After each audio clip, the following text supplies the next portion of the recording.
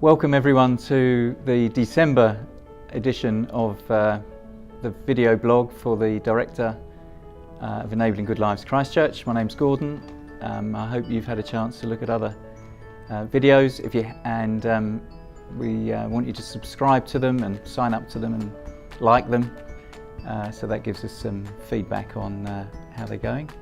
I'm really delighted to welcome Stela Cruickshank to this video blog, and Stela's got since moving to New Zealand, I realised that everyone has lots and lots of roles, and Stela's a great example of having lots of roles with Enabling Good Lives, so I'm hoping she's going to be able to tell us a little bit about what those roles are.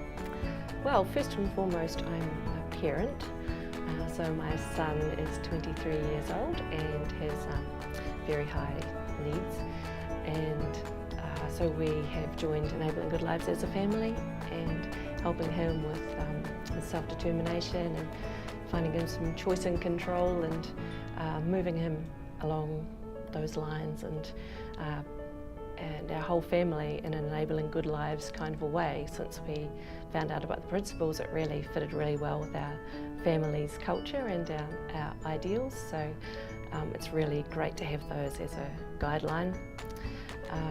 And then just recently I've become a navigator, helping other families to access their funding in an Enabling Good Lives way, and also help them to have choice and control in their lives, and it's really exciting.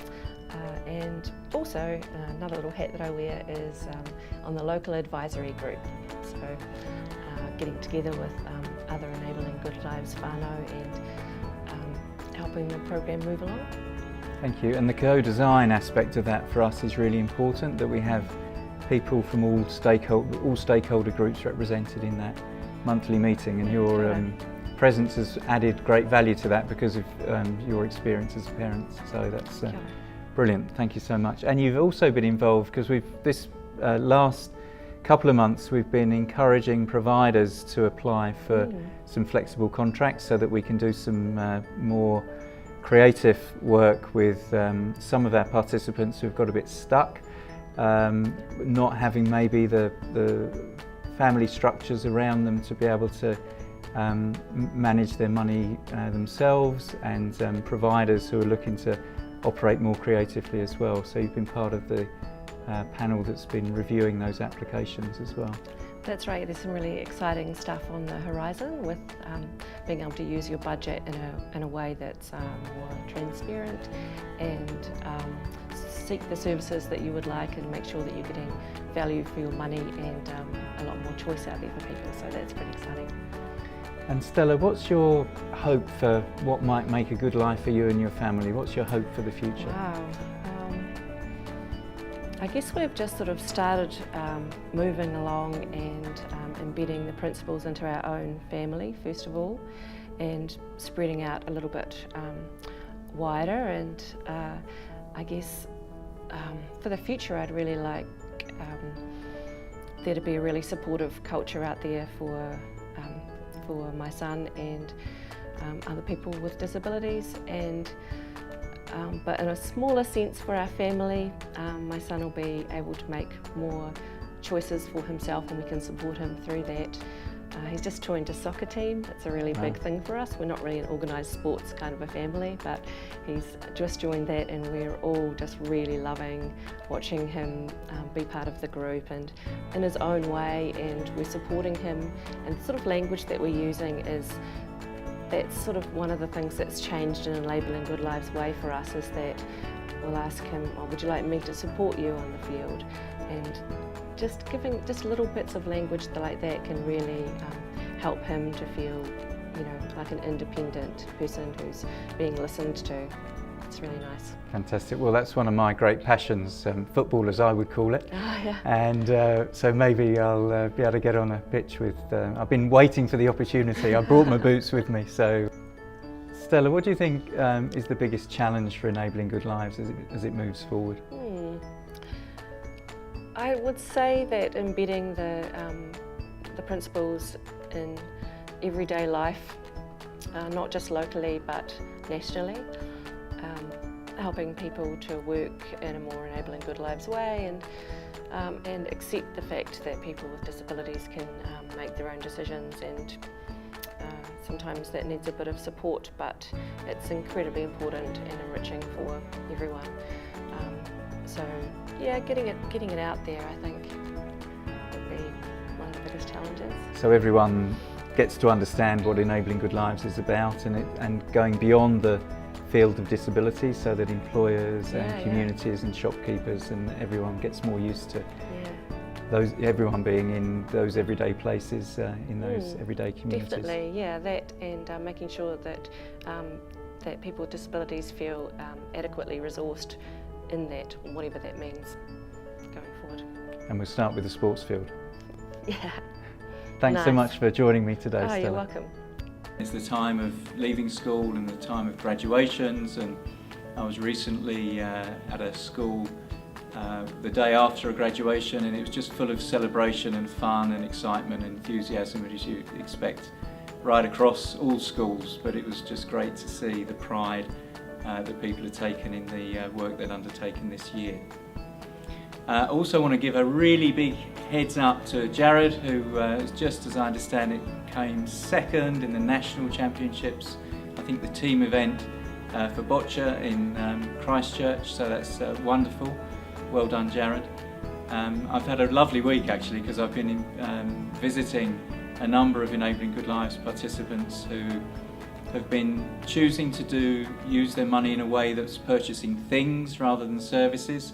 Had the privilege of visiting some great people who are doing some really exciting things, so that's been wonderful, and it all helps to inform the way that we're working and purchasing guidelines, which people I hope will be familiar with, so that we can feed back to the ministries what works for people, particularly where there's an investment arrangement where people are investing in a particular thing in order to get better outcomes further downstream, as an alternative perhaps just to employing staff.